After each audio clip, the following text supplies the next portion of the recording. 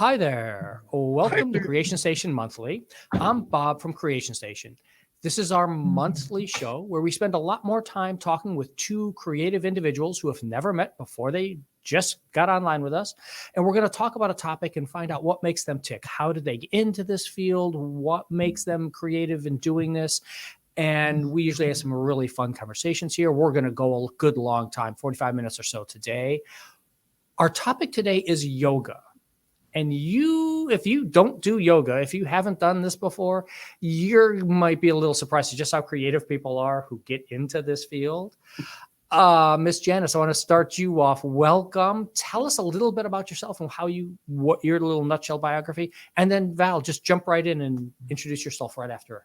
Okay, cool. My name is Janis McDavid. I started a business in New York City called Miss Janis Music. And that business started out of working with children through a creative movement program. And with that program, I went to early childhood centers and daycares, others serving the ages 3 to 7. And I was doing this movement program using my theater background, my dance background, my singing background to do this.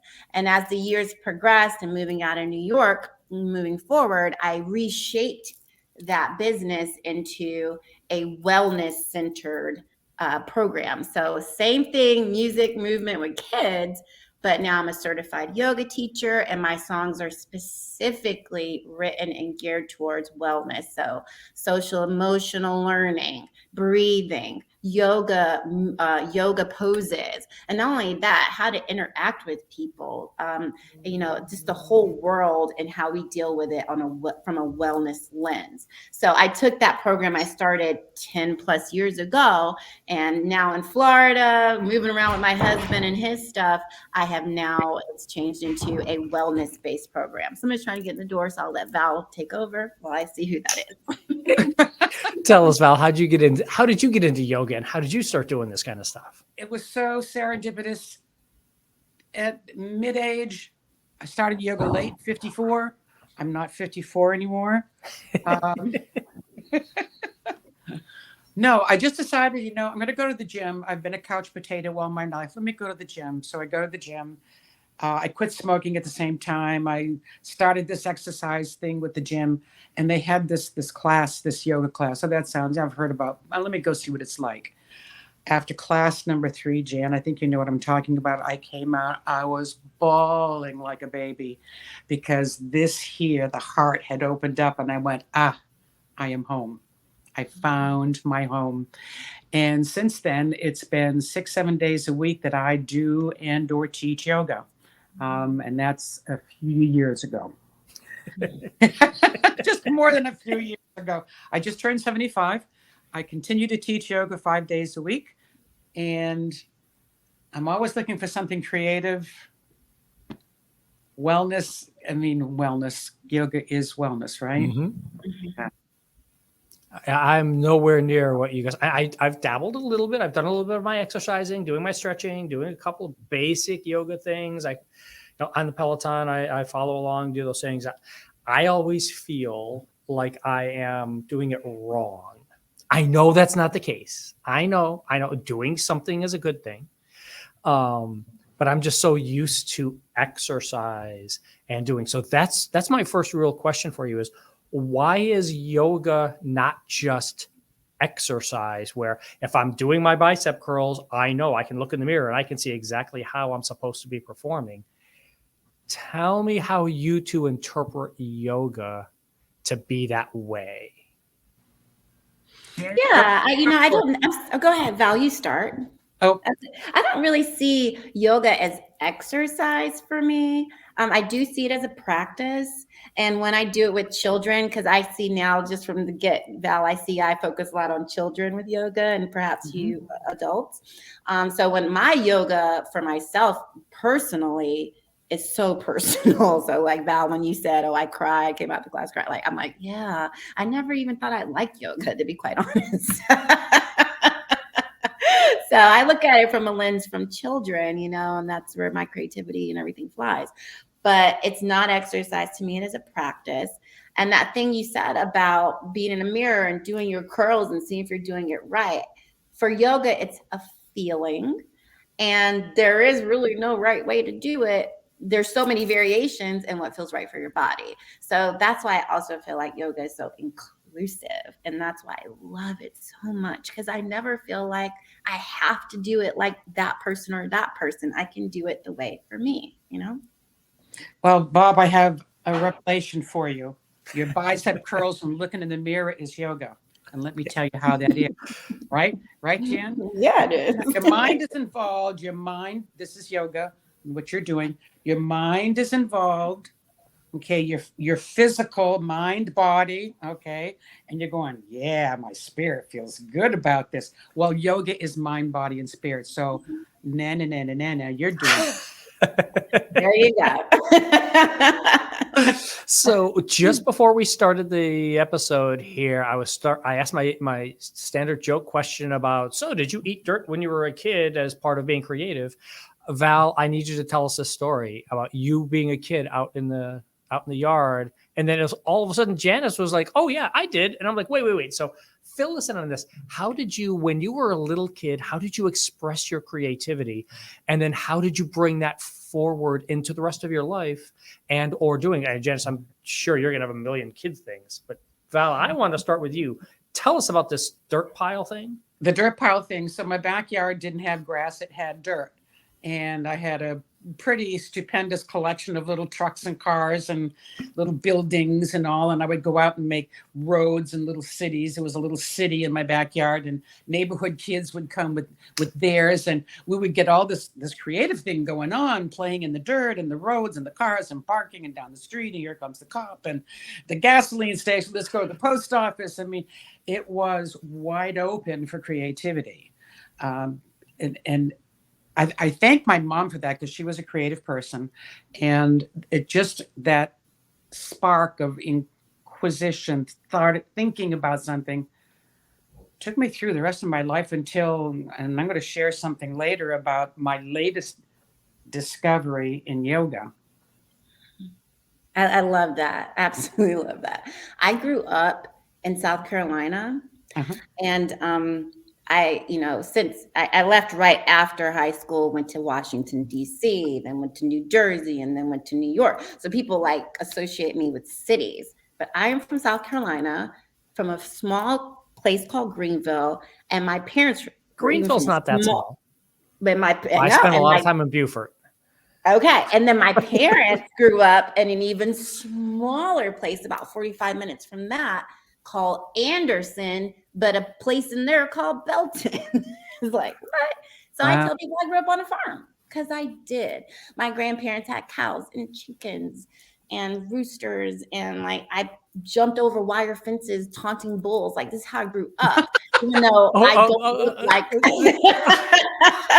don't look like I did, and I don't talk like I did, but I did. I'm picturing this now, jumping over. Now I can see the athletic part of things starting to grow already. Yeah, and and as an adult, and true, when I was younger, I just realizing it now. I love playing and being creative, and I don't care if I'm even by myself. So one of the memories I have in my head, Val, that came up was a memory I'll never forget. And it's because my mom made it so special. And my mom and my dad are the ones that have cultivated me with my creativity throughout my life and said, yes, yes, yes, which has allowed me to do what I've done. Is I have a very clear memory, being on the farm, playing in the mud. In South Carolina, it's red clay, okay? Clay, and it being wet enough for me to form a pie by myself by the road. And then my mom coming out and going, Janice, what are you doing? And me going, I made a mud pie. You want to eat some? And then I just had this clear memory of her smiling and going, yeah, which is what I do with my kids now, my younger kids. I'm like, yeah, let's eat the pie, let's eat the whatever, and her eating it and me just being so amused that this woman's pretending to eat this mud pie. It's one of my most fondest memories of my mom. So that's what came up. Creativity. Yeah. Sure, here's a make-believe pie. Sure, let's eat. Yeah. Oh, I loved it. The fact that she was like, forget that. It's mud, girl. Let's go. She just dove right in. That's how I am with my students, So now tell me about. you guys are both obviously super creative. Tell me about when you started here in yoga doing this.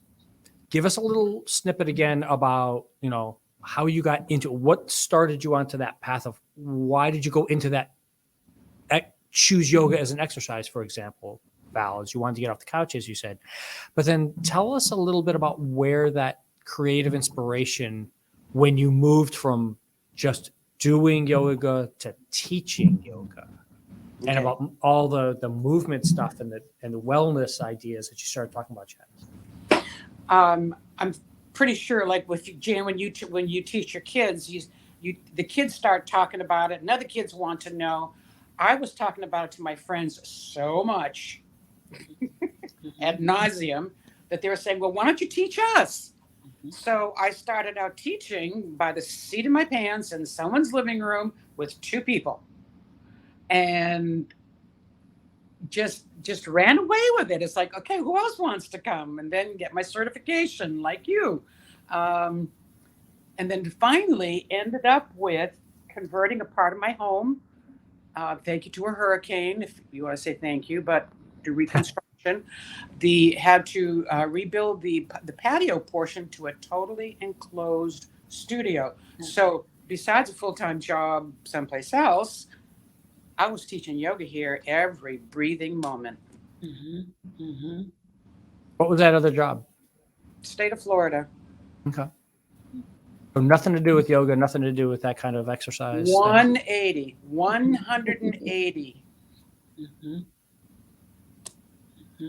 Kept the roof over the head. Oh, there you go. Yeah.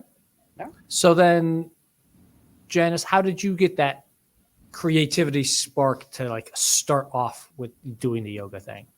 With the yoga, yeah, because I actually, Val got certified last year, so I'm newly certified. Thank you. I'm 200 hours certified. Okay. Yay. Yoga Alliance, right? Yes. Mm-hmm. Good girl. And so when I was in New I want to York, come back to that one when you guys are done with this part of it. yeah, when I was in New York, I was not focused on yoga and wellness at all. It was just movement and music for the kids. My husband, sometimes a man will lead us to where we're going, right? So he had an opportunity, we left New York. I left that there and was like, I'm just going to teach. I have a certification as a teacher. I'll just teach. And I found out that was not making me happy here in my heart. I'm a teacher, I'm a teacher, but I have to teach the right way. So a program came up when we were in Florida that was called Breathe for Change. And that program actually targeted teachers who are burnt out over it from COVID, burnt out with the conditions we face in classes. They targeted teachers to get certified as yoga teachers, specifically to take it back to the classrooms and the schools in the community. And that's what drew me to get that yoga certification. When I first showed up online to start this 200-hour yoga certification, I had no clue how my life would change. No clue. I showed up with my pad, my pencil, and I was like this, ready to take notes. And then it was like you said, Val, about the crying and everything, where I realized, wait a minute, this isn't that kind of class. But I didn't reject it because I was in a very tumultuous time in my life, separating from marriage. We're together still, but separating from marriage, so many things, COVID, so many things that it actually is the only reason why I'm able to just sit here and be like a healthy human being in front of me. Because I was not good and it made me better.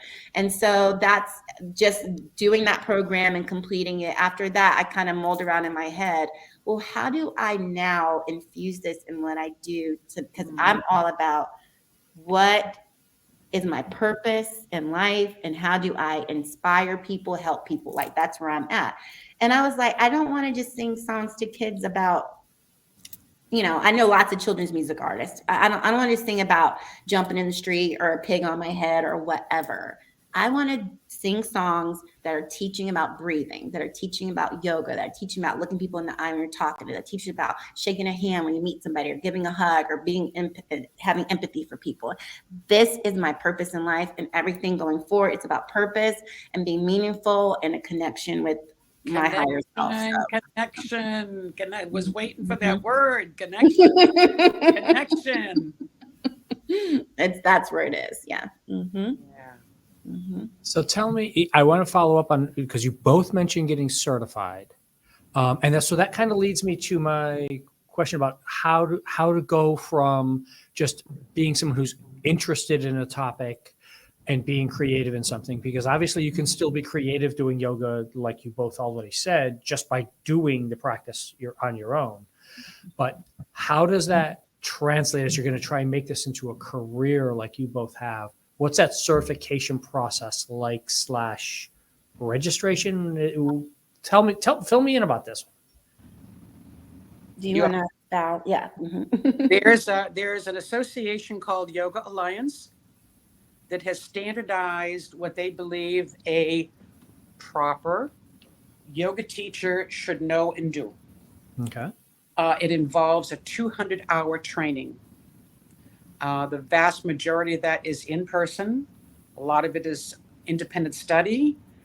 After you complete a 200-hour, and it's not in their facility.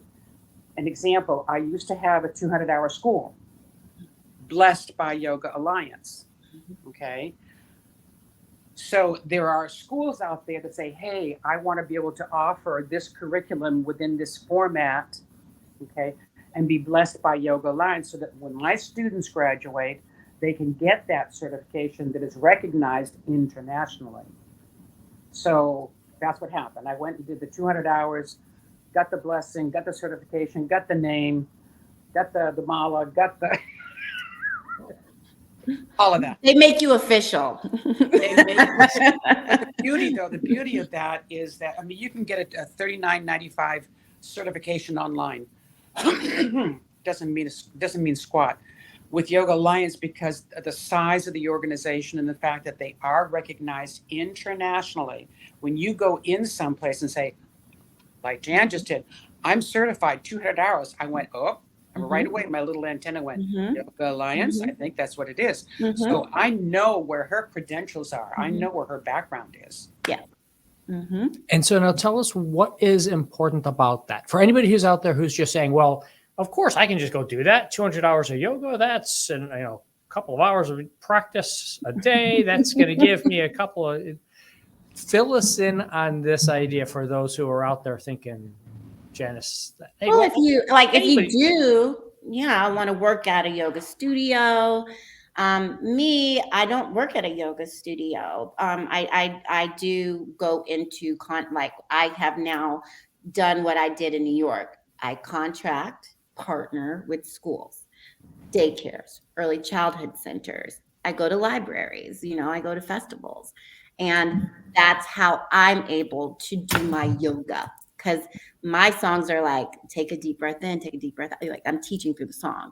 So, but that Yoga Alliance helps me as a business professional, because it is locally, nationally observed as the standard. So what Val said was right on point. I want to jump in, if you don't mind, Janis. I think more addressing to the question that you were posing, Bob, is that if someone is cognizant of what Yoga Alliance provides in a teacher, then an employer, doesn't matter who it is, or a student coming in the door can rest assured that I'm not going to tell you to do this when you've just had your shoulder replaced. Whereas somebody who got their $39.95 certification online will say, okay, put that arm up above your head. Oops, there goes the thing out of the socket. So we have a background in training that is invaluable. Yeah, that's the difference. Absolutely. So now tell me about that 200 hours doesn't come easy. Yeah. Well, I've done a few things that are well over 200 hours, and I know. Yeah. But fill me in on the rest of that part there, Val, as you were just starting to lead into there. What does the rest of the world, how do you think the rest of the world sees yoga as that? Like I already just kind of teasingly said at the beginning, it's just another form of exercise.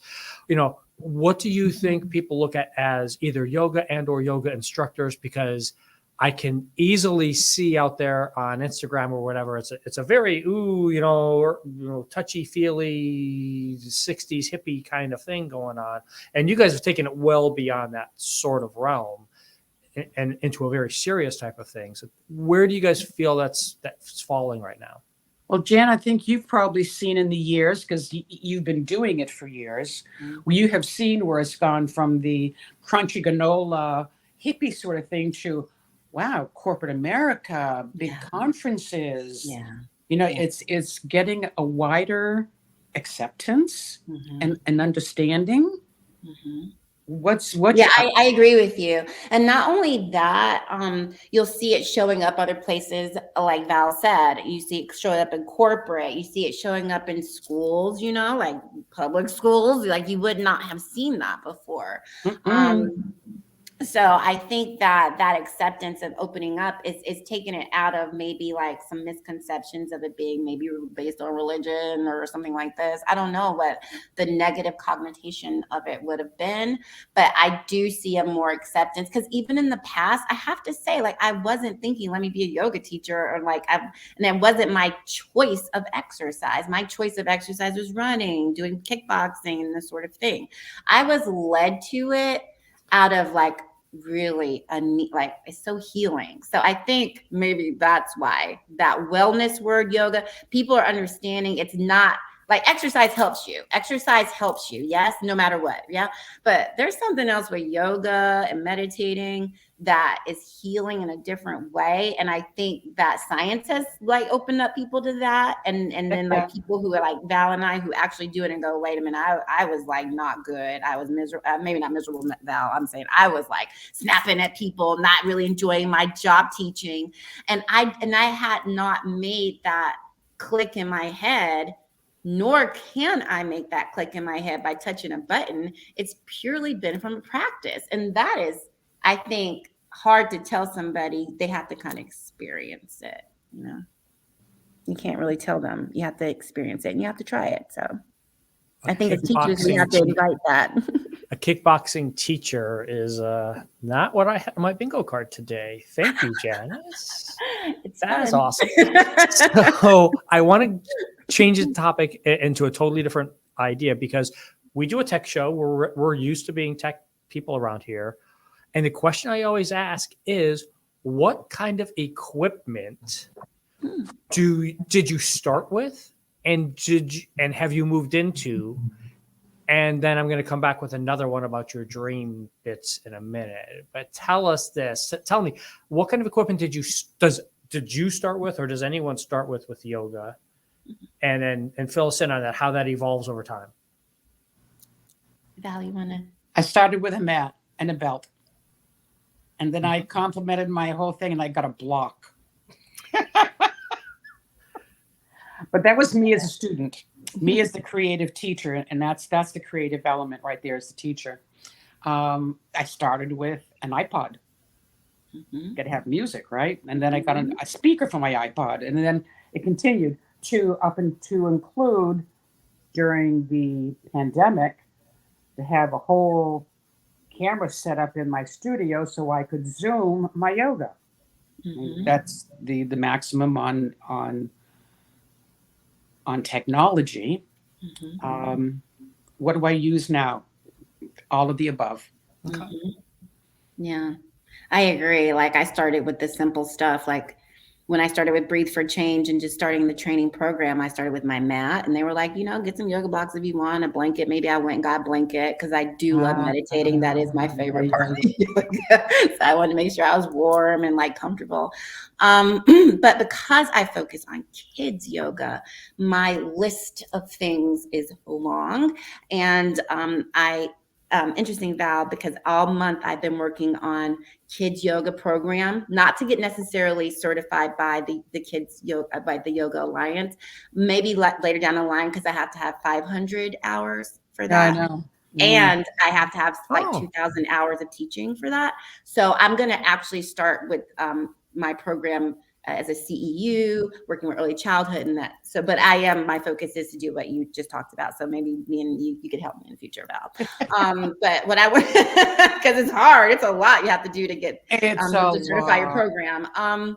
But I want to say that for kids yoga, I use parachute, bean bags, cones, music, folk tales, yoga stories, ribbon sticks, scarves, bubbles, so many things, so many things. So much more than for adults. Because 3 to 7 is like my age range I like to focus on, and their attention span is short. So you have the 15-minute or less, break it down, that hour, 45 minutes, you break it down in different sections because they just can't do like a full yoga class like an adult would. No. So I have started to create a program, Val, that eventually, I hope it gets certified with Yoga Alliance, and it breaks down that 45 minutes, that hour into sections. This part's meditation, this part's yoga story, this part is the obstacle course, using all these things, so.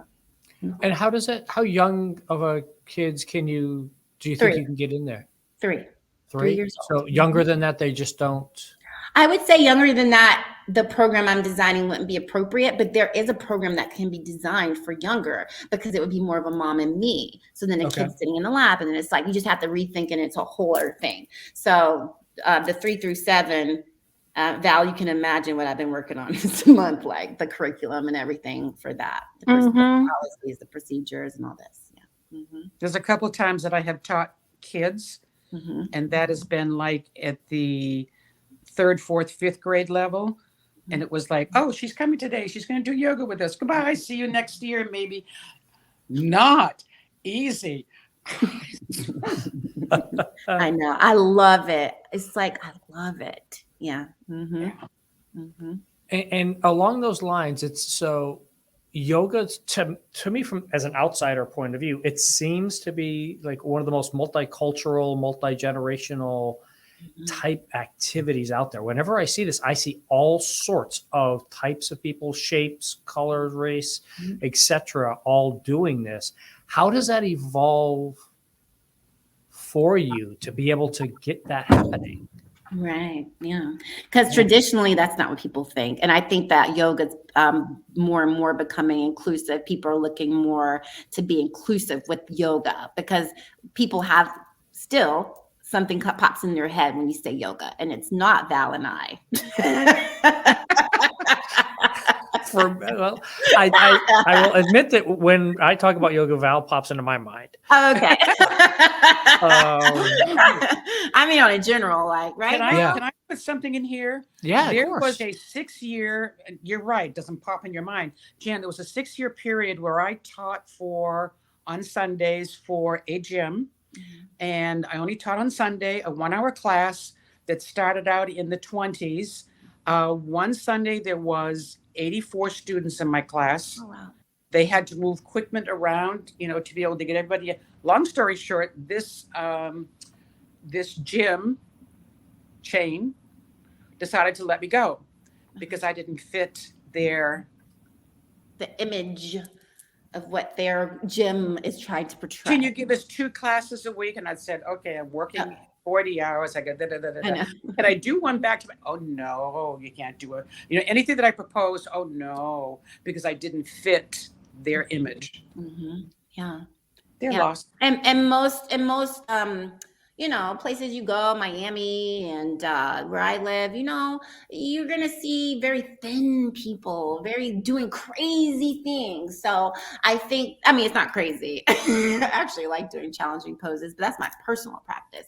When I'm trying to share and open up to other people, I want to show you how accessible it is. So, And it doesn't matter who you are, how old you are, where you come from, what thought, belief, inclination. You can do yoga. Yeah. You can do yoga on a bed. Exactly. Yeah. Exactly. So my Janice added a new question into my list here is, what's the difference in between yoga and meditation? Because you both have already said, oh, that aha moment, and that's kind of what I associate with meditating and being, I try very hard to do the controlled breathing part and sit back at night after I've had a stressful day and just say, okay, I'm going to meditate here for 5 minutes, turn off everything. Tell me what that difference is for you. I know me turning off things. I know, I get it. But meditation versus yoga, how separate of a practice are they? They're the same. They're the same. I've been told meditation is just a higher form, actually, of yoga. I'm not sure, Val, if you agree with that or not. So I feel like yoga and meditating are the same. And you in a class, you're going to meditate in a yoga class. I mean, I kind of want to put them together. I just say it as a thing like, I personally meditate every morning and I make a point of it. But meditating is focusing on breath. But it is yoga. But I do want to hear what Val has to say about that. You can get creative, Bob, in your meditation. Yoga is a way of life. It's what you eat, it's where you go, how you dress, where you work, how you interact with people, when you're quiet, when you're not quiet, when you're giving, when you're not giving, when you're ad nauseam. It is a way of life. So is meditation different from? No, it's just part of the whole picture of a yogic life. And you can get creative. Oh, you have to have a candle, right, Janice? You have to have a candle. I used to have one, Val. I couldn't do without it. For the last 2 weeks, I haven't had, and I'm like, oh, I'm okay. You have to go, You have to have the eyes crossed. No, my gosh. You call what's right for you. It's called, like you've mentioned so many times, and I've been hearing you, practice. Yeah. Practice. It's not meditation perfect. No. Yoga perfect.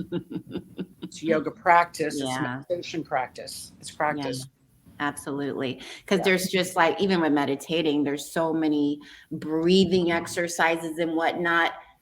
In my 200-hour training, I practiced a bunch. There's two I like to do. Yep. I do them every day, and they make a world of difference for who shows up in people's lives when I do that, Yeah, they do. Mm-hmm. You get creative. The whole thing with this thing being creative, you get creative because there is just so much open to you that you can say, oh, today I think I'm going to do this. Not that. Yeah. And tomorrow, forget that, but I need these two. Yeah. Yeah. What do I need? And then when you're serving others, what do they need? So it's a selfish and not selfish practice. Janice is just giving me all of the segues today. So my next question was, what do you wish someone had helped you with to get started to do this that you are now able to help somebody else with to pass on? What's something that you found out later on and was like, oh, that person really was right in teaching me that thing back then, or I missed out on that lesson and I wish I would have learned it back when? Big one. What about you, Jan? Yeah. Like I told you how like I showed up at that first beginning of my training. I showed up like I was showing up for any class. It was not correct. So this is a good question. Let me answer it and maybe it'll trigger something. Okay. I wish somebody had told me very early on to relax. No, there you go. Just relax. Just relax. Mm-hmm. Oh, but and 2 years later, it's like, I get it. Mm-hmm. At that point, I think at that point, because I had taught enough students and seeing what they needed, you teaching your kids, you see what they needed, then you go like, exactly. Yeah, then you relax. Yeah. So now you did spark something. I wish I had a different earlier on. I'm glad I have it now. I wish I would have that understanding of really breathing, because, like people are like hysterical or upset. Breathe. People say breathe. I was like, okay, I'm breathing. I have such a different understanding of breathing now. Like I tell people like, yeah, you're breathing because you're alive, right? So we're talking about a different kind of breath right now. I really wish, and I struggled with it. I enjoy it so much and it does so much for me now. That's something I wish I could have had somebody like introduce to me earlier on. Even though I took yoga classes before and did all the meditation and stuff like that, I didn't understand it until I understand it now. And the difficult part of it was that flow of breath, because when you hold your breath, you might think you're going to die, you know? And then when you really start to really tune into yourself and understand how your breath is happening when you're not even thinking about it. I you learned can how to like really breathe when I was relax, like what Val said. Yeah, I learned how to Not breathe when I die. was a kid because I was singing all the time. So I just learned how to do breath control and to do long stretches and breathes.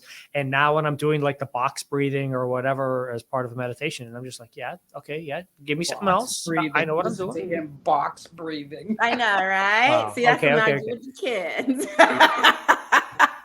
So love it. I want to come back because I skipped right over because we got sidetracked. What piece of equipment is your dream piece of equipment? What is that thing? What's the ultimate piece of gear / maybe for you, it's an idea instead, like you were just starting to say, Janis. What's that thing that you would like, okay, if I could dream up this amazing little piece of time travel gear or whatever it is, what is it that would like make your practice, make your yoga practice that much better? I don't think there's something, we will always see, for inventors, right? But there's so many things I can use right now that I have a list and I don't own it all. So right now I have to buy, and I am looking forward to buying a headstand assist. Oh my God, they're the best. The best. I can't wait. And that one's more in the hundreds kind of investment, which is fine, but like you have to prioritize. And like, I do want to use it in my classes with kids. So I add that. Headstand bars on my to buy list. That's one of my things. I have some more, but I want to know what Val says. Wow. Okay, here comes time for confession. Confession is good for the soul, There ain't much that I'm lacking in the way of equipment. I see something and I'm going, oh yeah, that's coming home. In fact, the first time I saw the foam rollers, Jan, I saw them in, I think it was TJ's or whatever. And I went, oh, that's interesting. Was with all this equipment. I don't know what they're for, but it's coming home because it's on clearance. Right? I know, right? So I'm waiting to buy that $100 thing. Yeah. Yeah. So I brought it home and learned about rollers. Now I have several, but that's been my thing where I see something, it's coming home. Oh, and singing bowls. I want to buy singing bowls, but I also want to do the certification training for that. What bowl? Singing bowl, like when you rub around the singing bowl. I can't wait. I have them, but I want to get certified in it. So, I want to do that. That's an interesting idea. Yeah, doing the sound. I mean, I always have like some kind of. Oh, you have it, Val. Val's getting her. Oh, Val's going to show us now. See. This is the advantage of having your. Let's see it. Yeah. Oh, I love gotcha. it. Yeah. They're great. Okay. Mm-hmm.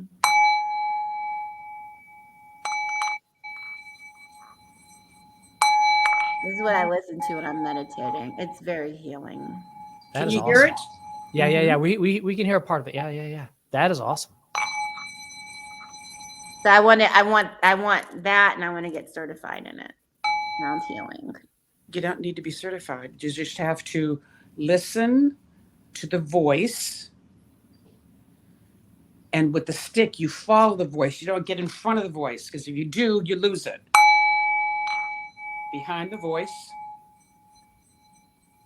as opposed to ahead, and then it's nothing. Yeah. Mm-hmm. Okay.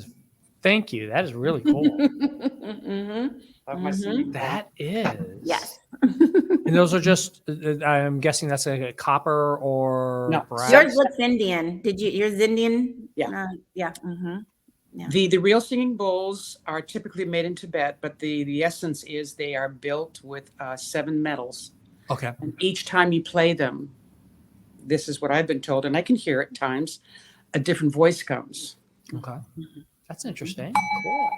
You feel it. You feel these vibrations. Feels so good. That's going to be an interesting one to have. Huh. Mhm. Mhm. Yeah. Really And cool. you have all the fun stuff. I do. So there's not much that I can think of really offhand that I'm yearning to have. Now I'm kind of feeling the inspiration from Val here. I'm like, I've got yoga blocks. I've got a strap. I didn't bother to buy a bolster. I got towels. I got pillows. What do I? Now I'm like, maybe I actually have to start looking at some of these things and see if that'll enhance, make. So here, as we're getting closer towards the end here, I want to do a chance, and I want to know, what is your biggest failure in doing this? Because as the sayings always go, we always learn from our mistakes, etc. Tell me, what is that failure that you had that made you go, oh, wait a minute, I need to change this, or I can do this better, that put you into a spot where you can then, and I want you to brag about what's that wonderful thing that you were able to do, that great thing you were able to pull off. Mm-hmm. Val, there are musicians, singers that do kids music and do yoga songs. I don't know if there's a ton. There's none that I ever really played in my classes besides instrumental music. I don't. So, this is what led me to writing songs. Oh my God. Yoga. So my recent release, I did like a remake of What a Wonderful Job, and I changed it to What a Wonderful Job, and so I'll just, I'm not going to go through the whole thing, but so I say, arms up, hands down, breathe in, breathe out, breathe in, breathe out. And then I tell them, what a wonderful job. And that song kind of really is, that particular one is just a breathing one. So it does repeat it again, See, that's me. Instead of saying, okay, guys, put your arms up, bring them down, let's breathe. I'm just singing it. Arms up. And it taps into a different part of their brain. For kids, they tune in faster. They're more easily led when you're singing it. There's one I do in butterfly position to do the butterfly pose, and I have them start as a caterpillar and go through the phases, the life cycle of a caterpillar turn into a butterfly. So I'm like, first you start as a caterpillar, you eat and eat away, then you form a chrysalis, sleep and sleep away. As time goes by, you become a butterfly, and they're in the butterfly pose, and then I have them doing the butterfly wings. I have another one where it's like about a flower, so they start in child's pose, and I talk it a little bit, and then we grow slowly, and then we're up in mountains. So we start, what do you need for, so I'm teaching, not only about those poses, but about life cycle of butterfly, about, how planting and growing helps us. See, that's wellness, helps us in our world, I hope that answered your question. Yeah. I am in awe. I love it. I love it. I can tell. Mm-hmm. Rhythmic yoga playtime. Yes. This is my site. I, incorporate the music. I incorporate folk tales. I incorporate yoga stories. Mm-hmm. Wow. Mm-hmm. Tell us, Val, brag. Okay. To think that after 20 years of teaching, that I pretty much know it all. Okay. Not going to teach me anything new until, one of the questions that I ask my students regularly, especially when there's new people, but even occasionally I'll say, are you okay with my touching you? Because it's a very private thing. And only twice in my 20 years have I had someone say, do not touch. Okay. So it's like, okay. And the second time that it happened is just recently. And the student said, no, please do not. And I was like, oh, okay. So in my ignorance, okay, and uneducatedness, I would still approach her from the side, from the back, but I wouldn't say anything. Long story short, she suffers from post-traumatic stress disorder. And there is a style of yoga that she stopped coming. Um, the rest of the story will come. She stopped coming to yoga, but sent me a very detailed note, very loving, and said that there is a style of yoga, Janice, called stress. No, stress related yoga, post traumatic stress related yoga. Okay. Okay. I had never heard of this in my 20 years, and because I'd never heard of it, what? Yeah. You're like, what? So I started doing some real studying, and it was like, I get it. You don't approach from the side. You don't approach from the front. You don't approach from the back. You just direct, because I said to her, I says, how can I direct you in class? The place where I do this particular class with her in it took a sabbatical for the summer, but they're starting back up again in the fall. And I came across her and I said, hey, Lori, will you be coming back to class in the fall? She goes, absolutely. Yay. Good. So that Because informs because you. That's Yeah. beautiful. Yeah. Post-traumatic stress Yep. Disorder. Yeah. related yoga.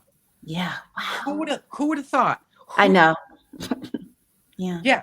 But so many people suffer from trauma. So people now, even the Grief Trauma-related for yoga. Change program, they're trying to look at things from a trauma lens. So I do understand where you're coming from with that. Yeah, and I just didn't know that, and because my ignorance and misplaced pride to learn that, and then the humility of going like, wow, me, and I needed to know that, especially with, well, I don't know about you with kids, maybe a lot of you with kids too, but with adults have more, I think, of a happening with regards the trauma. Yeah. Some kids as well. But Yeah. Mhm. So that's what. And also, Val, just want to say real quick, I was told as a 200-hour, I'm not allowed to even touch people. So, okay. Oh, I'm all over them. I'm all over them. I'm like, I can't touch you. My yoga mat that has a lifetime warranty. Well, it's going to go 3 lifetimes because I'm never on it. I put it down and I'm walking around. When you're teaching, that's how it is. You're like, I'm showing you, okay, I'm coming around. I know, yeah. As opposed to the teacher that comes in and puts the mat down, lays down, and you never see their face. I know. I'm looking to find you. Like, I want to see how you do Yeah, this. yeah, yeah. Are you doing this wrong? And you shouldn't be, and it should be up here. Pull the arm across the girls. No. Lift the arm above the girls. Just. Yeah. Anyways, okay. Okay, so that brings me to my final question for us, since we've already gone, we're almost to the hour mark. I want to know, when somebody's listening to this and they're like, okay, they've got me convinced, I want to start or try this. I know the stock answer of just try, but how? There's so many How's ways. somebody going to just say, oh, wait a minute. Okay, I want to do what? How do you come up with that? I'm going to go from the kid's perspective, and then I'll let Val hit the adult. So if you were a parent that wants your child to do it and you have that inclination, I would start with, and why not just go, like, I have started a YouTube channel where I have guided meditations for kids. I'm going to start putting up little short yoga lessons for kids. I'm sure there's others out there. Why don't you just start with that? And don't just be like, here's the iPad, go do that. Try it with your child. Like, sit there and do it with them, and do a short time frame for it.